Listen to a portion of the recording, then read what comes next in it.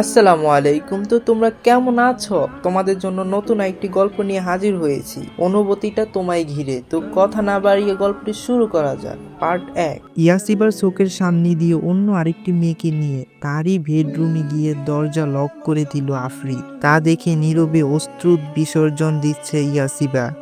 জীবনে কি পাপ করেছিল কে জানে, যে আজ ওকে এইসব দেখতে হচ্ছে। বিয়ের 3 মাস হয়ে গেল, আজও আফ্রিদি ইয়াসিবাকে আপন করে নিতে পারেনি। প্রতিটি মুহূর্তে ইয়াসিবাকে সে অবহেলা করে, ঘৃণা কি না পারে। মুহূর্তেই 2 বছরের ভালোবাসায় ঘৃণায় ভয়ঙ্কর অস্তরণ পরে ঢেকে গিয়েছে। ভালোবাসায় ডুবে গিয়েছে, ঘৃণায় ডুবায়। তুই আমার রিক্ষাটা, বুঝেছিস? সবাই তাই জানে, আর সারা জীবন তাই থাকবি। আমার জীবনে কোনোদিন তোর ঠাঁই হবে না। বিয়ে করেছি শুধু তোকে শাস্তি দেবার জন্যই। আর যদি কোনোদিন আমার লাইফের ইন্টারফিয়ার করিস, তোকে একদম মেরে ফেলবো। কথাগুলো বলে এক প্রকার ঘট ঘট করে চলে গেল আফরিদ। ফ্লোরে পড়ে অঝড় ধারায় কাঁদছে ইয়াসিবা। একটু নাড়াচাড়াও শক্তিও নেই। একটু আগে আফ্রিদি বেল্ট দিয়ে ইচ্ছা মতো আঘাত করেছে ইয়াসিবার শরীরে, কিন্তু হৃদয়ের আঘাতের ব্যথার কাছে এই ব্যথায় কিছুই না। তার হৃদয়টা যে প্রতি মুহূর্তে ক্ষত বিক্ষত হয়ে থাকে, আর তার একমাত্র কারণ আফ্রিদ। পুরো নাম আফ্রিদ চৌধুরী। ডক্টর সে, নিজের হাসপাতাল আছে, সে দেখতে মাশাআল্লাহ যে কোনো মেয়ের স্বপ্ন পুরুষের মতো। আর ইয়াসিবা হলো তার স্ত্রী। ভেবেছেন তো ইয়াসিবা যদি ওর স্ত্রী হয়ে থাকে তাহলে রক্ষিতা কেন? বলল, জানাবো, সব জানাবো আস্তে আস্তে। এই কেমন জীবন দিলে তুমি আমার খোদা? না পারি বলতে, না পারি সইতে।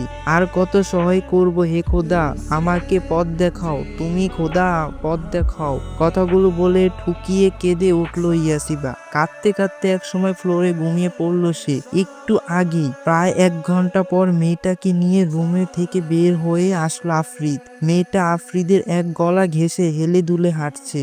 এইসব দেখে ইয়াসিবা কাঁদতে কাঁদতে আফরিদকে বলল, আমি জানি আপনি এমন না, তাহলেও কেন নিজেকে খারাপ প্রমাণ করতে চান?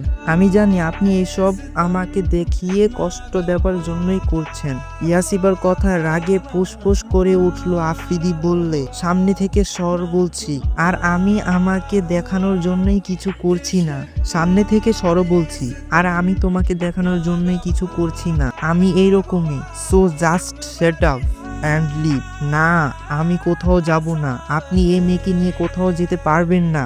আমি আপনার স্ত্রী। কোনো স্ত্রী তার স্বামীর সাথে কোনো মেয়েকে সহ্য করতে পারে না। কি বললি তুই? চল, আজকে তোকে বোঝাবো আমি তোর কে। চল। এক প্রকার ফ্লোরে ছুঁড়ে মারলো। ফ্লোরে ব্যথায় কুড়িয়ে উঠলো ইয়াসিবা।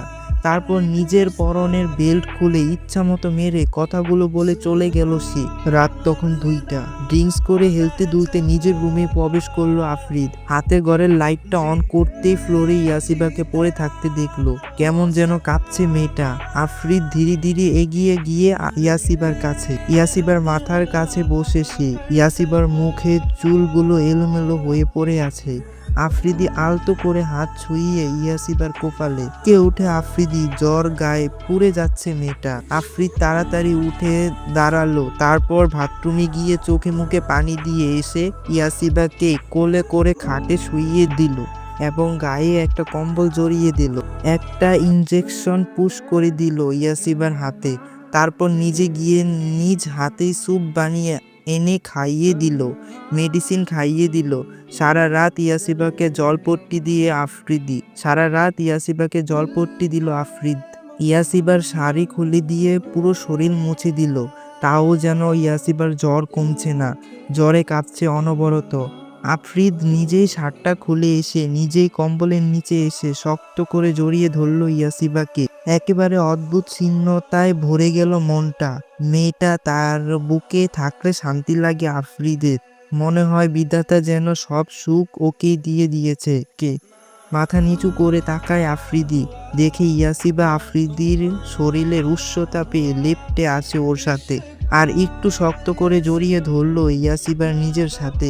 আমার ভালোবাসাকে এভাবে কেন অপমান করেছিল সেই দিন? কেন কমতি ভালোবাসা দেইনি আমি? তাহলে না পারি তোমাকে মেনে নিতে, না পারি ছুঁড়ে ফেলে দিতে। যতবারই তোমার কাছে যাই আমার সেই দিনের কথা মনে পড়ে বড্ড কষ্ট হয় জানো, এই বুকটায়। এই যে তোমাকে এইভাবে দেখে আমার কেমন লাগছে বলে বোঝাতে পারি না। ইচ্ছে করে নিজেকে শেষ করে দিই, কিন্তু কার জন্য নিজেকে কষ্ট দেব? কার জন্য? যে মেয়ে আমাকে ভালোবাসা তো দূরে থাক, আমার ভালোবাসা কখনো সম্মানই করেনি, তাকে কিভাবে মেনে নিই আমি বলো?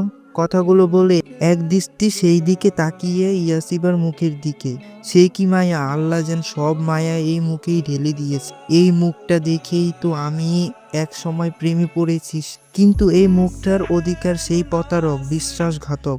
না হে আফ্রিদি আর এই চেহারার মায়ায় পড়বে না। কথাগুলো ভাবতে ইয়াসিবাকে ধাক্কা দিতে প্রস্তুত হলো। তারপর কিছু একটা ভেবে ইয়াসিবাকে শক্ত করে জড়িয়ে ধরলো। ঘুমের রাজ্যে পাড়ি জমাচ্ছে দুজন। দূর থেকে আজানের ধ্বনি ভেসে আসছে। এখনো বাহিরে অন্ধকার বলতে গেলে, শীতের মৌসুমে তাই একেবারে অন্ধকার বলতে গেলে। কুয়াশায় চারদিকে কিছুই দেখা যাচ্ছে না। এই কনকনে শীতেই বারান্দায় রেলিং ধরে দাঁড়িয়ে আছে ইয়াসিবা। জীবনটা তার বড্ড এলোমেলো। ভালোবাসার মানুষের কাছে থাকতেও তার থেকে দূরে সে। মাঝে মাঝে বড্ড অসহায় মনে হয় নিজেকে। জীবনটা তো এরকম ছন্ন ছাড়া না হলেও পারত।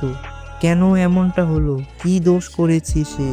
আফ্রিদি কেন ভালোই তো বেসেছিল, আফ্রিদিকে ভালোই তো বেসেছিল, এটা কি তার দোষ? ভাবতেই দুই ফোঁটা অশ্রু গড়িয়ে পড়ল। এখানে কি করছ? হঠাৎ আফ্রিদির কথায় দ্রুত চোখ মুছে নিল ইয়াসিবা। না কিছুই না, এমনি ভালো লাগছিল না। এরকম কনকনে ঠান্ডায় সোয়েটার না পরে কেন এসেছ? এভাবে এসে অসুখ বাঁধালে ভাবছ আমি তোমাকে শাস্তি দেব না? সেটা কখনোই হবে না। না, আমি এই রকম কখনোই ভাবিনি। আমার ভালো মতোই জানা আছে তুমি কি ভাবতে পারো। তুমি শুধু পারো, ভাবতেই পারো কিভাবে বড়লোকের ছেলেদের পাশানো যায়। দাঁতে দাঁত চেপে বলল আফ্রিদ। মুহূর্তেই চোখ জোড়ো জলে ভরে উঠল ইয়াসিবার। জল জল নয়নে তাকিয়ে আফ্রিদির দিকে করুণ সে চাহনি। ইয়াসিবার ছল ছলে নয়নে করুণ চাহনির তেজ সহ্য করতে পারে না আফ্রিদ। কেমন যেন দুর্বল হয়ে পড়ে সেই চাহনির ওপর। তাড়াতাড়ি নিজের চোখ সরিয়ে নিল সে।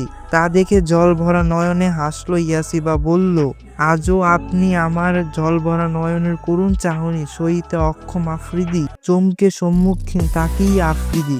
ছল ছলে নয়নে তার মায়াবতী যে তার দিকে তাকিয়ে। না, আর একবারও দ্বিতীয় ভুল করা যাবে না। আর একবারও দ্বিতীয় ভুল সে কিছুতেই করবে না। সে ইয়াসিবাকে শুধু কষ্ট দিতেই বিয়ে করেছিল, শুধু কষ্ট। তোমার ফালতু কথা অফ করো, গায়ের সোয়েটার জড়িয়ে নাও, তারপর নাস্তা বানাও। আমার শীত করছে না, সেটা কি আমি তোমার থেকে জিজ্ঞাসা করছি? চিন্তা যখন হয় তখন সরাসরি বললেই তো পারেন। দ্রুত পদে হেঁটে আফ্রিদির কাছে এলো ইয়াসিবা। তারপর শক্ত করে চেপে ধরে ও রক্ত গলায় বলল, আমি কখনোই তোমাকে নিয়ে চিন্তা করি না। আমাকে আফ্রিদি ভেবো না, যে সব সময় তোমার আগে পিছনে ঘুরবে আর তোমার কষ্টে তার বুক জ্বলবে। সেই আফ্রিদিকে অনেক আগেই তুমি নিজের হাতে মেরে মাটি চাপা দিয়ে দিয়েছ। এখন যে তোমার সামনে দাঁড়িয়ে আছে সে আফ্রিদি তোমাকে ঘৃণা করে, প্রচুর ঘৃণা, বুঝছ? তাহলে আমাকে আঘাত করে নিজে কেন কষ্ট নিজের হাত নিজেই কাটলে? কেন আমার জ্বর আশায় অস্থির হয়ে আমার সেবা করলে? কেন আমাকে বুকে জড়িয়ে নিয়ে ঘুমালে? উত্তর দিন। আফ্রিদ এর চোখের দিকে তাকিয়ে এক নাগালে কথাগুলো বলল ইয়াসিবা। ইয়াসিবাকে ছেড়ে অন্যদিকে তাকালো আফ্রিদ। বলল, এইসব কিছুর উত্তর আমি তোমাকে দিতে বাধ্য নই। হাসলো ইয়াসিবা। বলল, আমি জানি কারণটা কি। কারণ আজও আপনি আমাকে ভালোবাসেন। ইয়াসিবার দিকে তেড়ে গিয়ে ওর চুলগুলো শক্ত করে চেপে ধরল আফ্রিদ। বলে উঠল, ফালতু কথা বলা বন্ধ করো, না হলে এর শাস্তি হবে ভয়াবহ। Now grade and make breakfast for me. আমাকে অফিসে যেতে হবে। তোমার এইসব থার্ড ক্লাস মার্ক কথা শোনার টাইম আমার নেই। বলে গটগট পায়ে চলে গেল আফ্রিদ। দুর্বল চোখে সেই দিকে তাকিয়ে রইল ইয়াসিবা। আফ্রিদি কি কখনোই তার ভালোবাসা বুঝবে না? শুধু ঘৃণাই করে যাবে? বুক ছিঁড়ে দীর্ঘশ্বাস বের হলো ইয়াসিবার। ছোট ছোট পা ফেলে চলে সেই ব্রেকফাস্ট বানাতে। যদি গল্পটি ভালো লেগে থাকে অবশ্যই চ্যানেলটি সাবস্ক্রাইব করবেন আর নেক্সট পার্টের জন্য কমেন্ট করবেন।